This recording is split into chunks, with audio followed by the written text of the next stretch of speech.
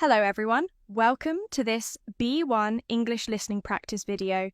You can use this video to practice your listening and comprehension as I speak. So, today I'm going to talk about procrastination. I imagine that this is a relevant topic for a lot of you because many people have a tendency to procrastinate.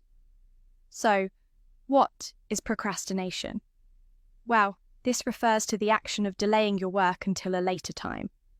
For example, let's pretend that you have a task that you're expected to complete by Friday. Procrastinating on this task might mean that you start working on it on Thursday. You postpone or put off this work until a later time instead of doing it earlier. This habit is widespread. People procrastinate at school, at work, and in their personal life. And for the most part, procrastination isn't necessarily a good thing. Let's talk about some of the ways that procrastination can creep into our lives, and we'll talk about how we can kick this habit. All right, first, let's talk about procrastination when it comes to school. In my experience, I find that the vast majority of students put off their assignments, projects, and preparation until the last minute. For example, when a teacher would assign an essay that was due the following week, my classmates wouldn't even begin until the night before. They would pull an all-nighter, as we say in English, and try to do it all in one go. In this area, I can honestly say that I never procrastinated, but I was practically the only one. When I was given an essay to write, I would split the work up evenly and write a little bit each day. Let's say I had 7 days to write an essay, and the essay was supposed to be 10 pages long. What I would do is divide 7 by 10, which is 0.7, and I would use that as the metric to know how much I needed to write each day. I'd write 0.7 pages each day, and then, by the 10th day, I'd have my essay finished. Instead of cramming all my work into one day, I'd space it out in a way that felt much more manageable. I never stressed out about having to do a ton of writing on the last day. This is one technique that you can employ in your own studies. Try to do an equal amount of work each day, and then you won't have to work against the clock to try to get your whole assignment or studying done in one night. Now, let's talk about procrastination when it comes to work.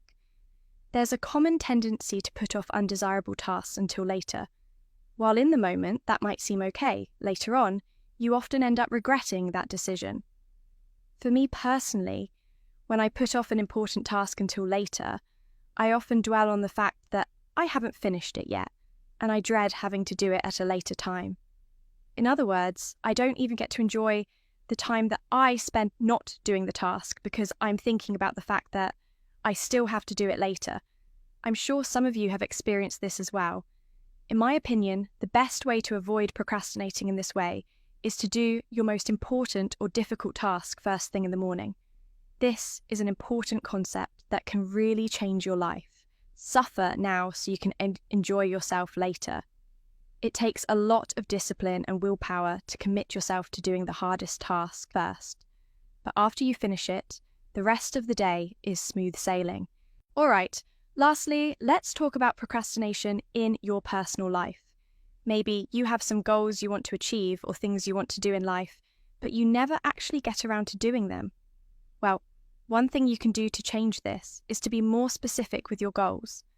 For example, instead of having the goal to get good at English as soon as possible, make your goal measurable. How about be able to hold a conversation with a native English speaker by the end of the year? This goal is actually something you can visualize, measure, and accomplish. Don't be vague with your goals. In this way, you can actually plan and take steps towards this concrete objective. Okay. Now, I'm going to ask you 3 questions about today's video. Write your answers and a comment down below. 1. What is procrastination? 2. What's one way to avoid procrastinating at work? 3. How can you improve your personal goals? Okay, that's all for today. I'll see you next time.